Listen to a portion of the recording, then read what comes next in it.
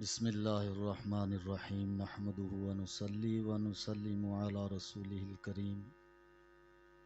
اما بعد فاعوذ باللہ من الشیطان الرجیم بسم اللہ الرحمن الرحیم ربنا اغفر لی ولوالدی وللمؤمنین یوم یقوم الحساب صدق اللہ العظیم ان اللہ وملائکتہ یصلون علی النبی یا ایہا الذین آمنوا صلوا علیہ وسلموا تسلیما الصلاۃ والسلام علیک یا سیدی یا رسول اللہ وعلی آلک واصحابک یا حبیب اللہ مولاي صل وسلم دائما ابدا على حبيبك خير الخلق كلهم هو الحبيب الذي ترجى شفاعته لكل هول من الأهوال مقتهم فإن من جودك الدنيا وذراتها ومن علومك علم اللوح والقلم صلاة وسلاما عليك يا سيدي يا رسول الله وعلى آلك واصحابك يا رحمة للعالمين۔ حمد و ثنا کے بعد واجب الاحترام حاضرین و ناظرین، ثنا خانان مصطفیٰ، علماء کرام، آپ کے علم میں ہے کہ آج کی محفل پاک کی نسبت دو طرح سے ہے، ایک میلاد مصطفیٰ صلی اللہ علیہ وسلم اور دوسرا حصہ ایصال ثواب۔ اب تک آپ نے نظم کی صورت میں جو پڑھا سماعت کیا وہ میلاد کی صورت تھی۔ چند باتیں قرآن و حدیث کی روشنی میں اب دوسرے حصے کی، ایصال ثواب کیا ہے اور اس کا مرنے والوں کو فائدہ کیا ہے؟ آیا زندوں کی طرف سے یہ ثواب مرنے والوں کو پہنچتا ہے یا نہیں؟ قرآن ہمیں کیا بتاتا ہے، کیا سکھلاتا ہے؟ حدیث مصطفیٰ صلی اللہ علیہ وسلم سے ہمیں کیا سبق ملا کہ زندہ لوگ جو ہیں وہ مرنے والوں کے لیے باعث رحمت ہوتے ہیں، اور بعض مرنے والے زندہ لوگوں کے لیے باعث رحمت ہوتے ہیں۔ جو مرنے کے بعد زندوں کے لیے باعث رحمت ہوں ان کے لیے بھی ایصال ثواب کرنا چاہیے حدیث کی روشنی میں۔ اور کچھ وہ لوگ ہوتے ہیں جو دنیا سے جب جاتے ہیں تو نیکیوں سے دامن خالی ہوتا ہے، زندگی ایسی بسر کر گئے، ایسی زندگی گزار گئے جو اللہ اور اس کے رسول کو پسند نہ تھی، خالی دامن منو کے حساب مٹی کے نیچے چلے گئے اور اس عالم کے اندر چلے گئے جہاں نہ اب کوئی عمل کر سکتا ہے، نہ نماز ہے، نہ حج ہے، نہ زکوٰۃ، نہ روزہ، کچھ بھی نہیں، سب کچھ ختم ہو گیا۔ دنیا کے اندر اگر وہ کرتے تو یہ سب کچھ ہو سکتا تھا، کیونکہ ان اعمال کا تعلق زندوں کے ساتھ، مردوں کے ساتھ نہیں۔ لیکن چونکہ ہمارے آقا علیہ الصلوۃ والسلام رحمت للعالمین بن کر تشریف لائے، انہوں نے اپنی رحمت کا حصہ ان نیک لوگوں کو بھی بخشا جو نیکیاں لے کر اس دنیا سے چلے گئے، اور اپنی رحمت کا حصہ اپنے ان امتیوں کو تک بھی پہنچایا کہ جو خالی دامن تو گئے لیکن پیچھے کچھ ایسے لوگ چھوڑ گئے جو ان کے لیے ایصال ثواب کرتے. جس طرح آج ہم بیٹھے یہاں کوئی لالچ ہماری نہیں، ہم یہاں آئے کوئی دولت ملے گی یا اس کا ہمیں یہ فائدہ ہوگا، صرف یہ نیت کر کے ہم آئے کہ ہم ایصال ثواب کی محفل میں جا رہے ہیں. اور فلاں شخص کو، جیسے جہاں زیب بھائی ہیں، ارسلان ہے اور حافظ حسن صاحب، ان برادران کے دادا جان کا آج سالانہ ختم پاک ہے ایصال ثواب. اور کتنی خوش بختی ہے کہ اس محفل کو انہوں نے ایسے روشن کیا کہ اپنے آقا و مولا علیہ الصلاۃ والسلام کے میلاد کی طرف منسوب کر کے، کیونکہ اسی آقا کی رحمت کا حصہ جانا، ادھر نسبت دے کر ایصال ثواب کی محفل کو سجا لیا. جتنی ثناخوانی ہوئی یہ بھی پہنچے. یہ ثناخوانی بہت بڑا اجر و ثواب کا سبب ہے. ترمذی شریف کے اندر حدیث پاک ہے، کوئی ثناخوانی نہیں، کوئی تلاوت قرآن نہیں، کسی لغت اور زبان کی قید نہیں. حضرت انس بن مالک رضی اللہ تعالی عنہ سے روایت ہے کہ آقا علیہ الصلاۃ والسلام نے فرمایا کہ جب کوئی شخص مر جاتا ہے، ہم تو یہاں ثناخوانی کر رہے ہیں نا، ختم پاک ہوگا، تلاوت اس سے پہلے بھی ہوئی ہوگی، آخر میں بھی ہوگی، دعائیں مانگیں گے، لیکن اللہ کے محبوب علیہ الصلاۃ والسلام نے فرمایا کہ جو شخص دنیا سے وصال کر جائے، فوت ہو جائے، زندوں میں سے کوئی ایک شخص یہ کہے کہ مرنے والا بڑا اچھا آدمی تھا، اس نے تلاوت نہیں کی، نعت نہیں پڑھی، کسی لغت کے اندر وہ گفتگو کرنا جانتا تھا، اسی لغت میں اس نے کہہ دیا کہ یہ مرنے والا آدمی جو ہے بڑا اچھا ہے، اس کلمے سے اللہ کی رحمت کا دریا اتنا جوش میں آتا ہے کہ اللہ کریم فرماتا ہے کہ میرے بندوں میں سے ایک نے اسے اچھا کہا، میں تو اس کا مالک ہوں، اس کا خالق ہوں. جب میرے بندوں میں سے ایک اسے اچھا کہتا ہے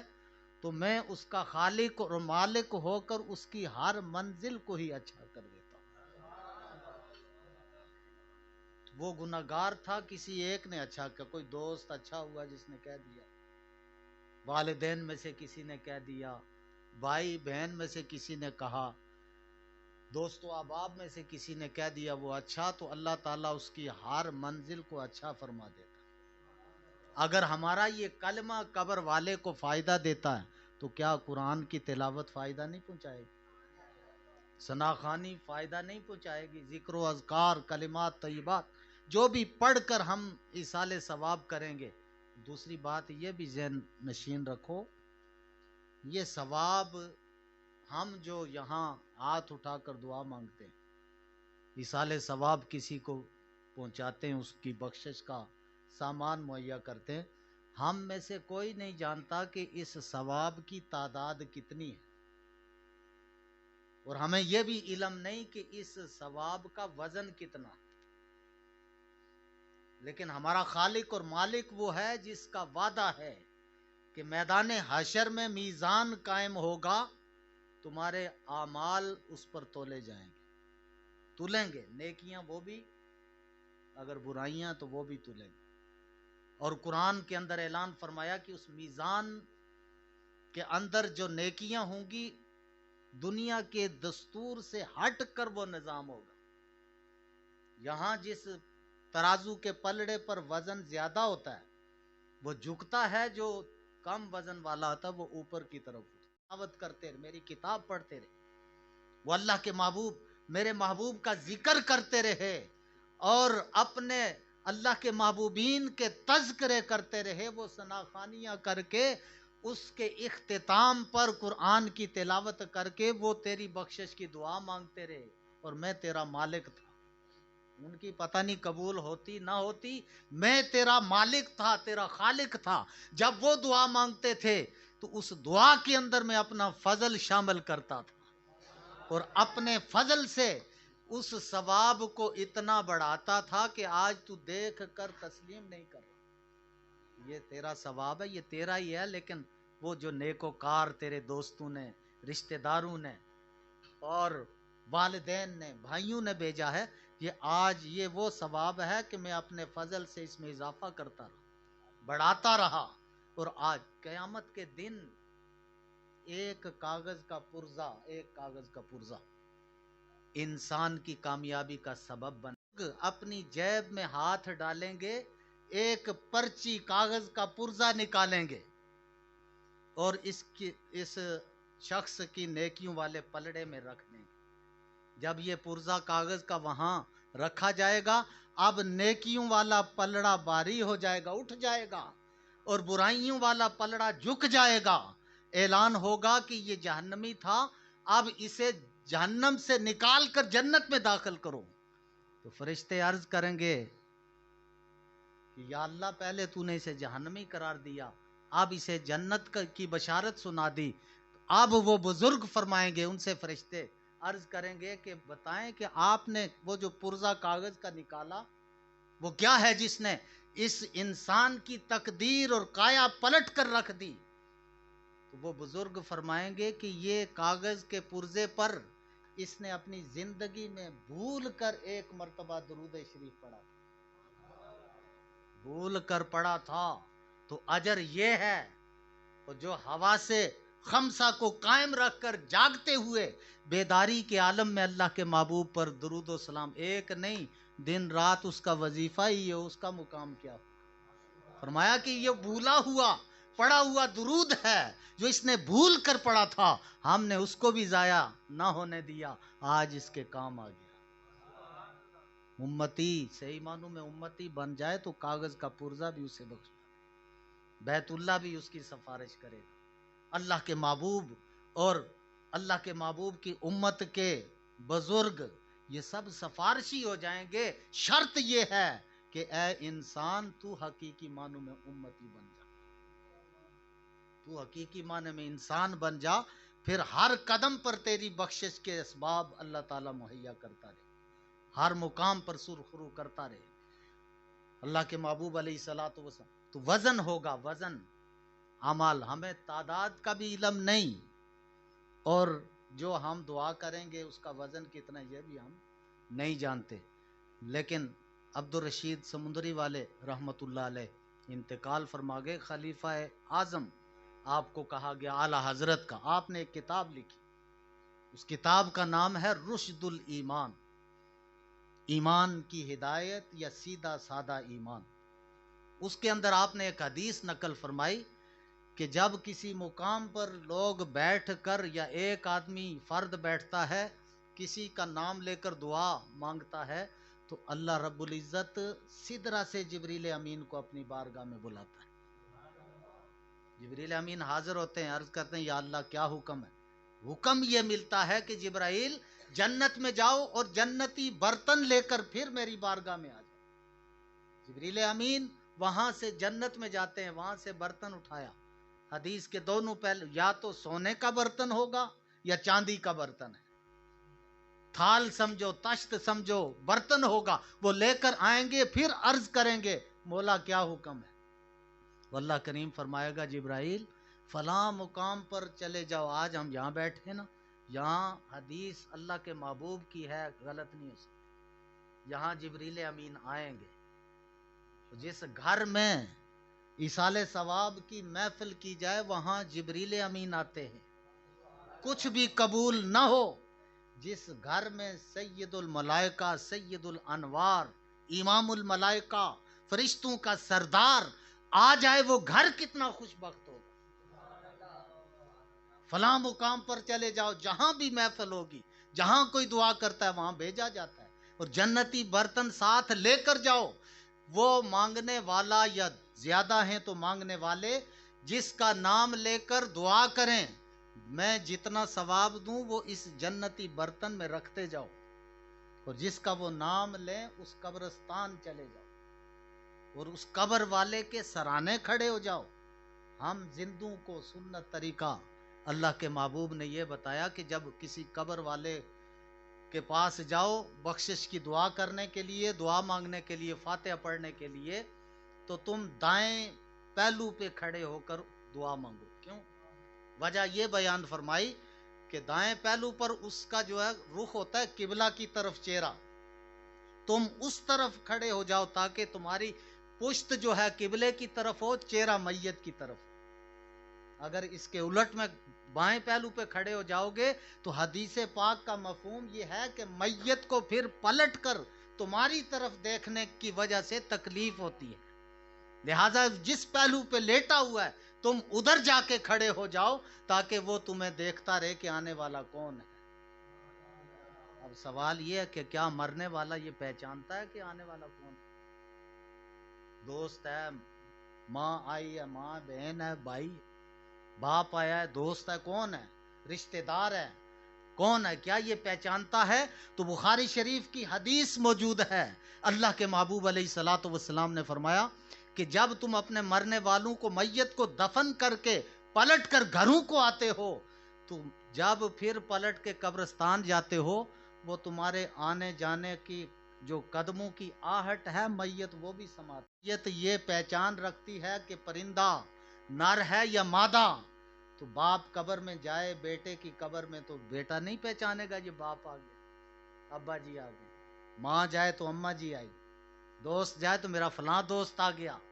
اور رشتہ دار جائے میرا فلاں رشتہ دار پہچانے گا۔ فرمایا کہ جبریل اسے پہلو کی طرف نہیں بھیجا بلکہ فرمایا کہ یہ میرا بندہ ہے، جس طرح تو میری عبادت کرتا ہے نا، تجھے تو ایک عبادت ہے، قیامت تک وہی کرے گا، میرا یہ بندہ ہے مختلف عبادات کر کے آئے، اب تو اس کے پہلو میں نہیں سرانے کھڑا ہو جا اور یہ دیکھ کہ اگر میت محو استراحت ہے۔ یہ حدیث ہمیں یہ بھی بتاتی ہے کہ سارے ہماری طرح کے گناہگار بیکار لوگ نہیں ہوتے، کچھ جانے والے وہ ہوتے ہیں جو دنیا سے جا کر قبر میں استراحت کرتے ہیں، آرام کرتے ہیں۔ وہ کون ہو؟ ترمذی شریف کے اندر حدیث ہے، جب فرشتے آتے ہیں سوال و جواب کرتے ہیں تو سوال کے بعد اگر جواب صحیح دیا گیا تو اللہ تعالیٰ کی طرف سے حکم آتا ہے، فرشتوں اب اس نے سوالوں کے جواب درست دے دیے، اس نے بتایا کہ میرا دین اسلام ہے، اس نے یہ بھی بتا دیا میرا رب اللہ ہے، اس نے یہ بھی بتا دیا کہ محمد الرسول اللہ اللہ کے رسول ہیں اور میرے نبی ہیں، یہ درست جواب دے دیے، اب جنت کی طرف سے اس کی قبر میں کھڑکی کھول دو تاکہ خوشبو آتی۔ اور اب یہ قبر جو وہ مٹی وغیرہ ہم چھوڑ کے آتے ہیں کنکریٹ ہوتی ہے، پتہ نہیں کتنی تکلیف پہنچتی ہوگی، وہ جس طرح ایک ماں جو اپنی اولاد پر مہربان ہے، حدیث پاک کے اندر آتا ہے کہ اللہ تعالیٰ اس سے 70 گنا اپنے بندے پر مہربان ہے۔ وہ مٹی نہیں رہتی اب قبر میں، جب جواب صحیح ہوگے تو فرشتوں کو حکم ملتا ہے کہ جنت کی طرف کھڑکی بھی کھول دو اور قبر کے اندر جنتی بچھونا بچھا دو۔ اب سمجھو کہ اس کی قبر کیا ہو گئی۔ اللہ کے محبوب فرماتے ہیں قبر کی دو حیثیتیں ہیں، ایک یا تو کسی کی قبر جہنم کی کیاریوں میں سے، جہنم کے گڑھوں میں سے گڑھا بنے گی، یا کسی کی قبر جو ہے جنت کی کیاریوں میں سے ایک کیاری بنے، جنت کے باغات میں سے ایک باغ بنے گی۔ کہ وہ خوش نصیب ہوگا کہ جس کا بچھونا بھی جنت سے آ گیا، کھڑکی بھی جنت سے کھل گئی، سمجھو اس کی قبر جنت کی کیاریوں میں سے کیاری بن گئی۔ اللہ کے محبوب علیہ الصلوۃ والسلام فرماتے جبریل امین جائیں گے، اگر میت محو استراحت ہے تو اللہ کی بارگاہ میں عرض کریں گے یا اللہ یہ تیرا بندہ تو قبر میں آرام کر رہا ہے، سو رہا ہے، نیک تھا تو سو گیا، ہم جیسے کب سوئیں گے؟ ہم جیسے گناہگاروں کا حشر کیا ہوگا؟ وہ ذرا موت اور بعد از وصال حالات پڑھ کر دیکھو، پھر سمجھ آتی ہے کہ کیا حشر ہو۔ یہ وہ ہوگا جو محو استراحت، اللہ کا بندہ ہے، نیک نیکیاں کر کے، لیکن چونکہ ہم نے ثواب بھیجا، جبریل کی ڈیوٹی لگ گئی، جنتی برتن آ گئے، سرانے کھڑا ہو گیا، اب کہتا ہے عرض کرتا ہے یا اللہ یہ تو آرام کر رہا ہے، تو اللہ کی طرف سے حکم ملتا ہے کہ اپنے کافوری ہونٹوں کو ذرا جنبش دے، نورانی لغت میں گفتگو کر، اس سے خطاب کر، اسے آواز دے کر پہلے بیدار کر، پھر یہ کہہ کر یہ ثواب پیش کر کہ یہ ثواب، یہ تحفہ جو ہے فلاں ابن فلاں نے تیرے لیے بھیجا ہے۔ وہ کتنے خوش نصیب لوگ ہیں جو ایصال ثواب کرتے ہیں۔ میں تو آج آپ کو بتاؤں کہ شہباز شاہ صاحب بڑے خوش نصیب ہیں۔ ہم تو سالانہ کسی محفل ایصال ثواب میں آتے ہیں، انہوں نے مسجد فاروقیہ غوثیہ میں آتے ہی ہر جمعرات ایصال ثواب، ہر ایصال۔ میں صرف یہ بات اس لیے یاد آئی ہے، کوئی دکھلاوے کے لیے نہیں، حدیث سے بات یاد آ گئی کہ یہ کہا جائے گا کہ یہ ثواب جو ہے جبریل امین یہ کہہ کر پیش کریں گے فلاں ابن فلاں نے یہ تحفہ تیرے لیے بھیجا، فلاں ابن فلاں، ہم کہتے ہیں سمجھانے کے لیے، جبریل امین بتائیں گے یہ اگر باپ ہے تو باپ کا نام لیں گے، اگر بیٹے نے ثواب باپ کے لیے بھیجا ہے تو بیٹے کا نام لیا جائے، تو جس کا نام حضرت جبریل امین کے ہونٹوں پر نورانی لغت میں لیا جائے وہ ثواب بھیجنے والا بھی کتنا خوش نصیب ہے۔ اس واسطے سال کا انتظار نہ کرو، اب یہ اہل محلہ کے لیے پیغام ہے، سال نہ دیکھا کرو کہ دادا جی دادی جی اور نانی جان اور نانا جان یا والدین کے لیے سال کے بعد ثواب کریں۔ ہر جمعرات کو مسجد فاروقیہ غوثیہ میں اور وہاں اجتماعی دعا ہوتی ہے۔ ہم تو وہ بخل پن کا مظاہرہ نہیں کرتے کہ کوئی نہیں آیا تو اس کا نام نہیں لے، نہیں آیا تو اس کا ذکر بھی ہم کرتے ہیں، اور جو آیا ہے تو اس کا تو ذکر اب خود شامل ہے۔ سب کے لیے اجتماعی دعا ہوتی ہے، تو وہ دعا جو ہے وہ کتنے میت خوش نصیب ہوں گے کہ ہر ہفتے کو ان کو جبریل امین تحفے لے کر قبروں کے اندر پیش کرتے ہیں۔ حدیث کا دوسرا پہلو بھی میں آپ کے سامنے رکھوں تو انشاءاللہ آپ سب اپنے مرنے والوں کو ثواب پہنچانے کے لیے ہفتہ وار محفل میں ضرور شرکت کریں۔ حدیث کا اسی کا اگلا حصہ، جبریل امین جب اس کو وہ تحفہ پیش کرتے ہیں کہ فلاں ابن فلاں کی طرف سے یہ تحفہ قبول کر، تو وہ میت اس تحفے کو قبول کر کے مسرور ہوتی ہے، خوشی کا اظہار کرتی ہے، اور آسان لفظوں میں سمجھاؤں تو جشن مناتی ہے۔ اور جشن کا سما یہ ہوتا ہے کہ اس کو خوش دیکھ کر، اس کے جشن کو دیکھ کر کچھ قبر والے اس کے ساتھی قبروں میں بیٹھ کر اللہ کے محبوب فرماتے ہیں غم کی تصویر بنے ہوتے ہیں، منہ لٹکائے ہوتے ہیں۔ یہ میت جب ان کی طرف دیکھتی ہے کہ یہ کیوں غم کی تصویر بنے ہیں اور انہیں کیا پریشانی ہے، آج میں اتنا خوش ہوں۔ یہ میت جو خوش ہے جسے ثواب پہنچا، یہ اپنے قبر والوں کو آواز دے کر پکار کر پوچھتی ہے کہ دوستو تم کیوں غم کی تصویر بنے ہو، آج تمہیں کیا غم لاحق ہے، میں اتنا خوش ہوں، مجھے تو تحائف آئے۔ تو وہ پریشان کہتے ہیں، لاکھ حسرت سے جواب دیتے ہیں کہ کاش آج دنیا میں کوئی ہمارا بھی پیچھے ہوتا جو اسی طرح کے تحفے ہمیں بھیجتا، آج تیرے اس جشن میں ہم بھی شرکت کریں۔ یہ ہے اصل دوستی۔ والدین راضی جائیں تو جب وہ ہمارا عقیدہ نہیں کہ منو کے صاحب مٹی کے نیچے ثواب کیسے جائے، اس کا آسان جواب یہ ہے اسی طرح جائے گا جب اللہ نے تجھے ماں کے شکم میں 3-4 پردوں کے اندر رکھ کر تیری زندگی کا ساز و سامان اسباب مہیا کیے، وہی خالق منو کے صاحب مٹی کے نیچے ثواب بھی۔ قیامت کا نظام ترازو کا میزان کا اس سے مختلف ہوگا، بدیوں کا پلڑا وہ جھکے گا اور نیکیوں کا پلڑا اوپر کی طرف اٹھے، جس سے فیصلہ یہ ہوگا فَأَمَّا مَنْ ثَقُلَتْ مَوَازِينُهُ فَهُوَ فِي عِيشَةٍ رَاضِيَةٍ، کہ جس کی نیکیوں کا پلڑا اوپر کی طرف اٹھے گا وہ اللہ کی رضا میں رہے گا، اللہ اس سے راضی ہو جائے گا، اس کی زندگی اب اللہ کی رضا میں آخرت کی زندگی ہو جائے گی۔ تو مقصد یہ کہ یہ نظام اس طرح کا وہاں ہوگا، تو اللہ نے فرمایا کہ ترازو ہوگا، میں اعمال کو اس میں تولوں گا، تو ہم انکار نہیں کر سکتے، یا تو اعمال کا وزن ہوگا وہ تولے گا،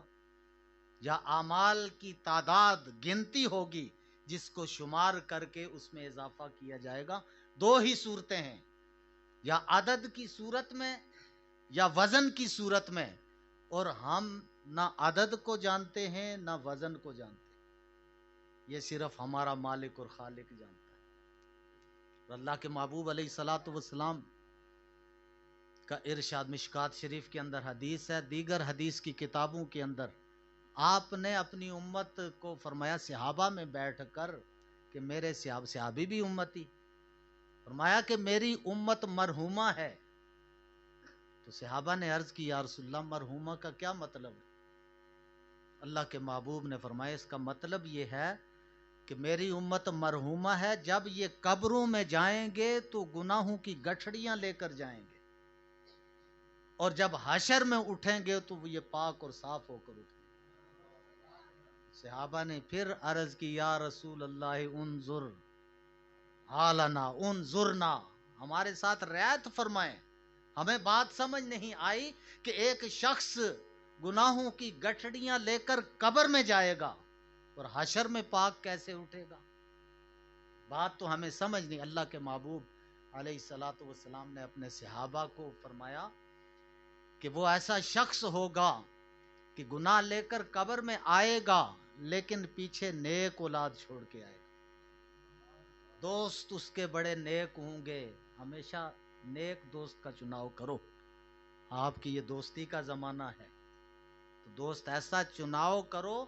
کہ دنیا میں بھی دوست رہے، جب قبر میں جائیں تو دوستی کا تعلق وہاں بھی آتا ہے۔ یہ ہے اصل دوستی،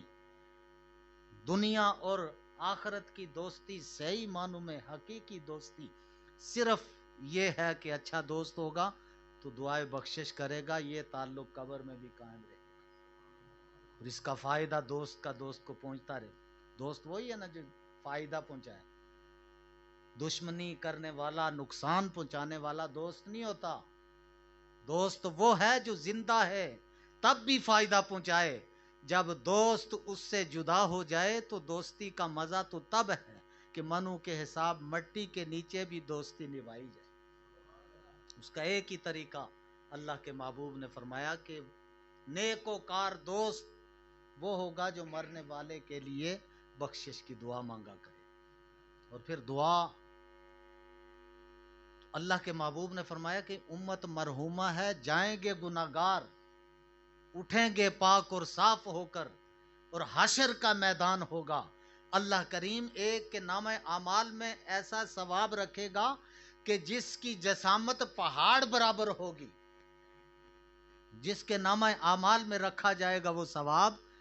وہ اپنے دل میں سوچے گا، اپنی عقل کے مطابق سوچے گا کہ شاید اللہ تعالیٰ بھول کر کسی اور کا ثواب میرے نامہ اعمال میں، حالانکہ اللہ تعالیٰ بھولنے سے پاک ہے،